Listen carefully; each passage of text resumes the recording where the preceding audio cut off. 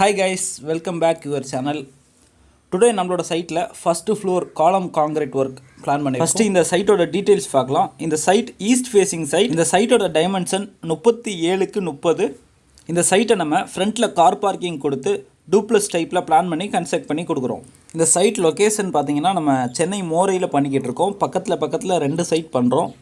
Today first floor காலம் concrete work தான் plan பண்ணியிருக்கோம். நம்ம மிக்சிங் பார்த்திங்கன்னா மேனுவலாக தான் பண்ணுறோம். 1 டேக்கு முன்னாடியே நம்ம தேவையான மெட்டீரியல் எல்லாமே ஃபஸ்ட்டு ஃப்ளோரில் ஷிஃப்ட் பண்ணியாச்சு. இப்போ காலம் காங்கிரீட்க்கு M20 ரேஷியோ தான் மிக்சிங் பிளான் பண்ணியிருக்கோம். டோட்டலாக பார்த்தீங்கன்னா ஃபஸ்ட்டு ஃப்ளோரில் 11 காலம் வருது. ஒரு காலத்துக்குமே நம்ம 9 ஃபீட் பாக்ஸ் தான் ஃபிக்ஸ் பண்ணிக்கிட்டு இருக்கோம். நம்ம வீட்டுக்கு ரூஃப் போட்டதுலேருந்து 2-3 வீக்ஸ் வரையும் க்யூரிங் முடிச்சுட்டு அதுக்கப்புறம் நம்ம காலம் ஒர்க் ஸ்டார்ட் பண்ணிடலாம். பொதுவாக நம்ம ஃபஸ்ட்டு காலம் ஒர்க் ஸ்டார்ட் பண்ணுறதுக்கு முன்னாடி காலம் ஷூ மார்க் பண்ணுவோம். காலம் ஷூ எதுக்காக மார்க் பண்ணுறோம் அப்படின்னா, கீழே எப்படி இருக்கோ காலம், ஸோ அதே மாதிரி ஸ்ட்ரெயிட் லைனில் இருக்கிறதுக்காகவும் காலத்தோட அலைன்மெண்ட்டு கரெக்டான ஆங்கிளில் இருக்கிறதுக்காக தான் நம்ம ஷூ மார்க் பண்ணுறோம். நம்ம 2-3 வீக்ஸ் வரையுமே நல்ல ப்ராப்பராக ரூஃபை க்யூரிங் பண்ணிவிட்டு க்யூரிங்லாம் முடிச்சதுக்கப்புறம் நம்ம காலம் ஒர்க் ஸ்டார்ட் பண்ணலாம். ஸோ நம்ம இந்த சைட்டில் அப்படி தான் பிளான் பண்ணிக்கிட்டு இருக்கோம். இந்த ரூஃப் முடிஞ்சு கரெக்டாக 3 வீக்ஸ் கிட்ட ஆகுது. ஒரு டேயுமே நம்ம ப்ராப்பராக ரூஃபில் ஃபுல்லாக தண்ணி நிப்பாட்டி க்யூரிங் பண்ணியிருக்கோம்.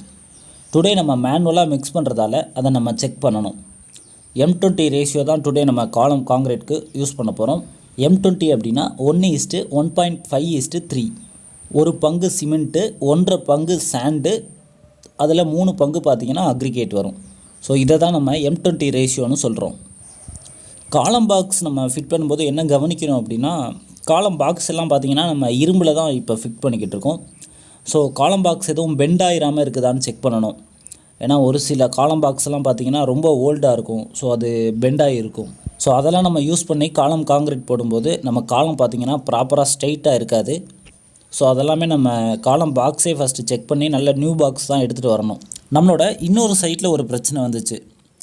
என்ன அப்படின்னா, காலம் ஷூ, அதாவது கீழே நம்ம காலம் ஷூ மார்க் பண்ணியிருக்கிறது பார்த்திங்கன்னா ஒரு கடையில் எடுத்திருக்காங்க, ஒரு சென்ட்ரிங் கடையில் எடுத்திருக்காங்க. காலம் பாக்ஸ் பார்த்திங்கன்னா அங்கே கிடைக்காதால வேறு கடையில் எடுத்திருக்காங்க. காலம் நம்ம ஷூ மார்க் பண்ணதை விட ஒரு 3-4 mm பார்த்திங்கன்னா காலம் வந்து காங்கிரீட் வெளியில் வந்துருந்துச்சு. என்னென்னு நம்ம செக் பண்ணதும் தான் தெரியுது. காலம் பாக்ஸ் ஒரு கடையில் எடுத்திருக்காங்க, காலம் ஷூ ஒரு கடையில் எடுத்திருக்காங்க. ரெண்டையும் நம்ம மெஷர்மெண்ட் பண்ணும்போது அந்த டிஃப்ரென்ஸ் இருந்துச்சு.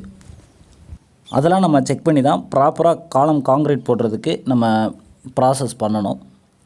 அதே மாதிரி வைப்ரேட்டர், நிறைய பேர் என்ன பண்ணுறாங்க அப்படின்னா, காலம் காங்கிரீட் போடுறதுக்கு வைப்ரேட்டர் யூஸ் பண்ணாமல் ஒரு ராட் எடுத்து நல்லா அதை உள்ளே குத்தி விட்றாங்க. ஸோ அந்த மாதிரியும் பண்ணக்கூடாது. ராட் எடுத்து போட்டோம் அப்படின்னா ப்ராப்பராக வைப்ரேஷன் இருக்காது. ஸோ அதனால் நிறைய காலத்தில் பார்த்திங்கன்னா அங்கங்கே சின்னதாக ஹனிகோம்ஸ் வந்திருக்கும். நம்ம நார்மலாக வைப்ரேட்டர் போடலைனாவே கம்பல்சரி ஹனிகோம்ஸ் வர வாய்ப்பு இருக்குது.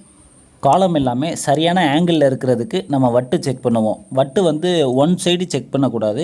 காலத்தோட டபுள் சைடுமே நல்லா வட்டு கொண்டு அடிக்கடி செக் பண்ணணும். அப்போ தான் நமக்கு தெரியும்.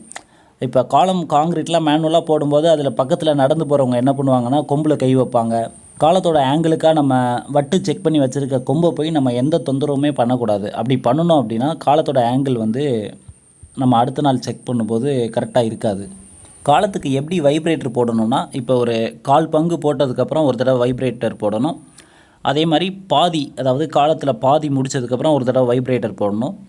அதுக்கப்புறம் முக்கால்வாசி போட்டதுக்கப்புறம் ஒரு தடவை வைப்ரேட்டர் போடணும். அப்புறம் முழுசாக முடித்ததுக்கப்புறம் ஒரு தடவை போடணும். இப்படி போட்டால் தான் ஹனிகோம்ஸ் எதுவும் வராது.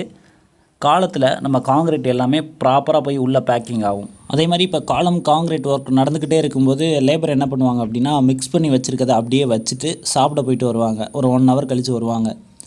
அதை நம்ம மிக்ஸ் பண்ணி வச்சுருக்கதை நம்ம அப்படியே எடுத்து போடக்கூடாது. அதில் நல்லா தண்ணி விட்டு மறுபடியும் ஒரு தடவை மிக்ஸ் பண்ணணும். ஃபுல்லாக மறுபடியும் ஒரு தடவை கொஞ்சம் சிமெண்ட் கலந்து மிக்ஸ் பண்ணணும். மிக்ஸ் பண்ணிவிட்டு காலத்துலேயும் பார்த்திங்கன்னா ஒரு காலம் முடிச்சுட்டு தான் போகணும். இப்போ பாதி காலம் முடிச்சுட்டு சாப்பிட போயிட்டு வந்துட்டு போட்டாங்க அப்படின்னா அங்கே ப்ராப்பரான பாண்டிங் இருக்காது. ஸோ ஒரு காலம் முடிச்சிட்டாங்க அப்படின்னா அதுக்கப்புறம் தான் போயிட்டு அவங்க சாப்பிடணும். சாப்பிட்டதுக்கப்புறம் வந்து போட ஸ்டார்ட் பண்ணும் போதுமே பார்த்திங்கன்னா ப்ராப்பராக பண்ணணும். அதே மாதிரி ஒரு காலமுமே காங்கிரீட் போடுறதுக்கு முன்னாடி அதில் ஃபுல்லாக பார்த்திங்கன்னா சிமெண்ட் பால் ஊற்றணும். ஏன் அப்படின்னா அந்த ஏரியா ரொம்ப ட்ரையாக இருக்கும். நம்ம சிமெண்ட் பால் ஊற்றிட்டோம் அப்படின்னா அந்த ஏரியா பார்த்திங்கன்னா கொஞ்சம் ஈரப்பதம்லாம் உறிஞ்சிரும். ஸோ அதில் கீழே இருக்க காங்கிரீட் அதுக்கப்புறம் நம்ம போடும்போது அந்த கலவையில் உள்ள நீரை உறிஞ்சாமல் இருக்கும். இந்த மாதிரி ஒரு ஒர்க்குமே நம்ம பண்ணும்போது ரொம்பவே கவனமாக பண்ணணும். அதே மாதிரி காலம் காங்க்ரீட் போட்டதுக்கு மறுநாள் பார்த்திங்கன்னா காலம் பாக்ஸ் எல்லாம் ரிமூவ் பண்ணிவிட்டு மறுநாளே புள்ளி போட ஆரம்பிச்சிடணும். அதாவது ஹேக்கிங் பண்ணணும். அப்போ தான் நம்ம ஈஸியாக ஹேக்கிங் பண்ண முடியும். அது மட்டும் இல்லாமல் நல்லா ஆழமாக டெப்த்தாக தான் பண்ணணும். ரொம்ப தூரமாக பண்ணாமல் பக்கத்தில் ஹேக்கிங் பண்ணணும். ஹேக்கிங் எதுக்காக பண்ணுறோம் அப்படின்னா, காலம் பார்த்திங்கன்னா ரொம்ப ஸ்மூத்தாக இருக்கும். காலம் பாக்ஸ் வச்சு ஜல்லி போடுறதால காலத்தோட சர்ஃபேஸ் வந்து ரொம்ப ஸ்மூத்தாக இருக்கும். அந்த சர்ஃபேஸை வந்து நம்ம ரஃப் பண்ணுறதுக்காக தான் நம்ம காலம் ஹேக்கிங் பண்ணுறோம். காலத்தில் மட்டும் இல்லை, நம்ம ரூஃப் போட்டதுக்கப்புறம் அப்புறமே பார்த்திங்கன்னா ரூஃப் ரிமூவ், அதாவது ரூஃப் சீட்லாம் ரிமூவ் பண்ணதுக்கப்புறமே பார்த்திங்கன்னா ஹேக்கிங் பண்ணுவோம்.